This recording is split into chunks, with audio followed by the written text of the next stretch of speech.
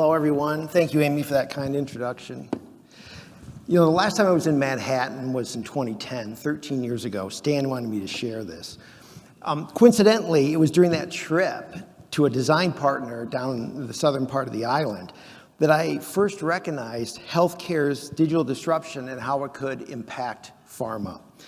So we've got a lot to go on, so let me move forward. Eli Lilly and Company is a 147-year-old global pharmaceutical firm with 5 core therapeutic areas: diabetes and obesity, oncology, immunology, pain, and neurodegeneration. We're also one of the largest companies in medical devices. With the help of partners, we design, develop, and manufacture medical devices for our own medicines. And being in the medical device business gave Lilly an interesting entry point into the digital health space, as we already had an established ISO 13485 quality management system that we could use to develop connected delivery devices and mobile medical apps. Today, first I want to talk about some grounding information. I will then briefly discuss pharma's role in digital health. And finally, I want to share some insights on how pharma and digital health startups can collaborate. Digital health has a very broad definition, and that definition has varied over the past decade, so it's important I define what digital health means for today's presentation. First, digital health solutions are customer-facing. Next, digital health products must improve health outcomes. Finally, let's recognize that there's a continuum of digital health solutions available. On one end are customer support programs that go beyond providing basic support, education, and access. On the other end are digital therapeutics. These digital-only solutions work without a drug. In the center are digitally augmented drugs, where drug-based therapies see greater value through the support of customer-facing digital tools. I consider the center section the sweet spot for pharma. So pharma understands that digital health components or systems, as shown by the examples, can accelerate clinical research or further improve health outcomes. Pharma also uses general health technologies to develop medicines, as shown by the counterexamples, but these non-customer-facing internal development tools are not in the digital health space.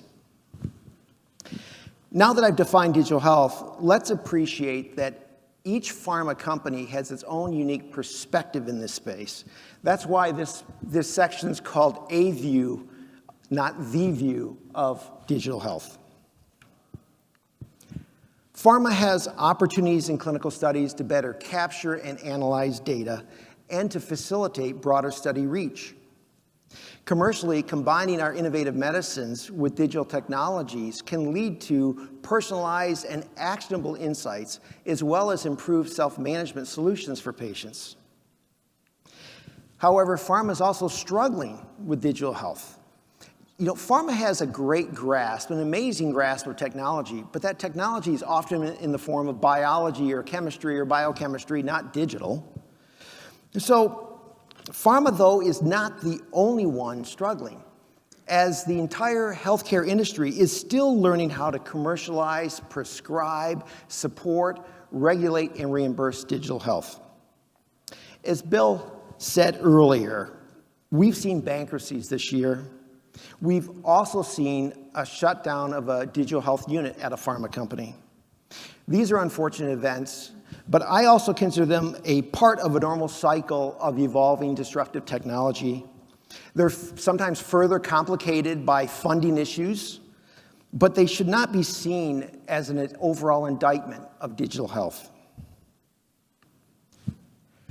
Here's this continuum I showed a few slides ago. I mentioned the sweet spot of digitally augmenting drugs, but now I'd like to ask a question about digital therapeutics. And as a reminder, I view digital therapeutics as solutions without a drug. Is it fair to expect pharma to take the lead in digital therapeutics? In the mid-20th century, when commercial aviation was taking off, we didn't see automobile companies rushing to start building airplanes. Cars and planes are both forms of transportation, but they have very different use cases, value propositions, experiences, and technologies. That same thought process applies to molecules versus non-drug digital therapeutics. I personally believe that there will be a separate digital therapeutics industry. However, its growth will be slow, partly based on the funding Bill mentioned earlier, but also we need to see more advances in technology like sensors or data analysis. Let's move on to collaborations. While pharma has a long history in successfully developing medicines, developing digital products is very different.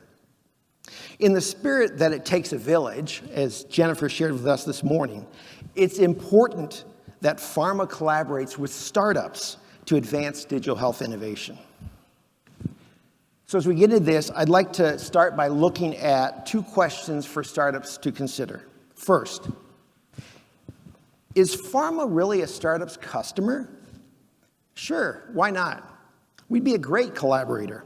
Pharma brings regulatory discipline, clinical rigor, established quality systems, and disease and drug expertise to a collaboration. Pharma understands and respects the provider-patient relationship, and it has a keen grasp of unmet needs. And as Laurent mentioned this morning, pharma's extensive resources can help startups scale.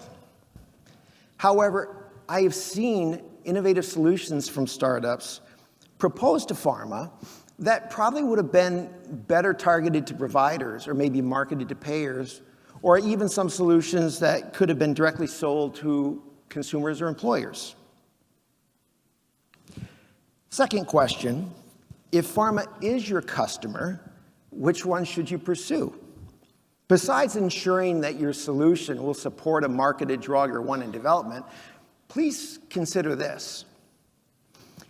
At least right now, with digital health's current state of development, the pharmas with the strongest molecule, pipelines, and portfolios will be the least eager to engage in digital health.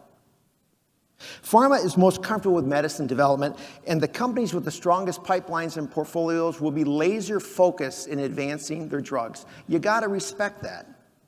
I'm not saying these companies are not interested in digital health, but just don't expect digital health to be a priority for them. Now, let me take this one step further as I ask this. Could the pharmas that are laser focused on molecules be facing an innovator's dilemma with digital health? Maybe. We'll see in 5 to 10 years. Collaborations create new opportunities for the partners. However, pharma and digital health startups have very different cultures, models, and behaviors. These differences can form the pharma-startup gap. If not addressed, these differences can create barriers to successful collaborations. So let's take some time to explore differences in 3 example areas: development models, risk tolerance, and approaches to urgency. It takes years and sometimes billions of dollars to move a drug from discovery to launch. There is a single development path with many possibilities for failure, and in some regards, only a single opportunity to successfully launch it. Then once launched, pharma generally never ever wants to change the product. Contrast this pharma waterfall approach to creating a software-based minimum viable product in months, not years. And then once it's launched, you need to rapidly and continually iterate it. These 2 development models experience very different decision-making and governance. Second example, risk tolerance. By their very nature, startups have a higher tolerance of risk. They're going to be more agile. On the other hand, established pharma companies, some of whom are well over 100 years old, are going to behave very differently when it comes to risk, given histories and past investments. Finally, let's look at urgency. Pharmas operate in a highly regulated environment with a traditional development model. They dedicate the necessary time and resources to producing top quality medicines. Although pharma is working to bring our medicines to market faster, startups must move even more quickly. They tend to have a short amount of time in order to create a revenue-generating product, or the game may be over for them. Now that I've explored some differences in culture, models, and behaviors, let me share some advice for startups. First, consider your positioning. Do you have a strong value proposition that is clearly aligned with your targeted pharma's product strategy? Lilly tries to help in this area. On our homepage is a partners link. Go there and you'll find a link to our scientific areas of interest. Lilly does a great job explaining what we're interested in pursuing, and maybe more importantly, what we're not interested in pursuing. Also keep in mind in this space, your value propositions may need to be tailored depending upon to whom you're selling within pharma. Next, having a clear product strategy is critical, and you need to demonstrate not only your technical capabilities, but also your ability to deliver on clinical and regulatory pathways. As you plan discussions with pharma, consider the maturity of your product or service. How robust is the privacy and security architecture? Have you leveraged quality by design? If applicable, how closely are you following international development standards like ISO 13485 or 14971? If applicable, how about IEC 60601 or 62304? Stan and Jamie in their fireside chat this morning talked about the opportunities for HCP improvements in operations. So you need to consider how well does your product fit within a current HCP's workflow. Don't try to change that workflow, work within it. Let the other companies help improve it. Third, have the patience and willingness to learn from each other. The unfortunate reality is startup time does not equal pharma time. Startups are far more comfortable with digital health. For deals, there's a lot of process that pharma must follow. There are internal competing priorities and big company governance. All of these can slow things down. So understand and appreciate the differences. Collaborations bring diversity of thought, perspective, and experiences, which can drive more robust innovation. I shared before that pharma brings regulatory discipline, clinical rigor, quality systems, and drug expertise to a collaboration. However, pharmas bring enhanced agility, applications of new digital technology, and a different but still healthy perspective on risk. It's the combination of all these capabilities that drives collaboration success. A final piece of advice for those startups whose customers are end consumers. Please keep in mind that your customers, well, they're teachers, they're librarians, they're coaches, parents, students, lawyers, engineers, CEOs. They don't want to be identified as a diabetic or an epileptic or someone with CKD. You see, they're people, not patients.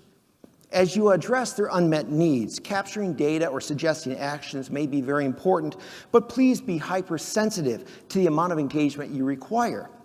Your customers don't want to be defined by their disease or condition. They want to engage as very little as possible and live their lives free of disease burden. I believe digital health solutions that will be the most successful will be those that help people with their therapies while minimizing engagement. The traditional measures of active users or engagement time won't be the metrics that define your success. Instead, consider this simplified value equation.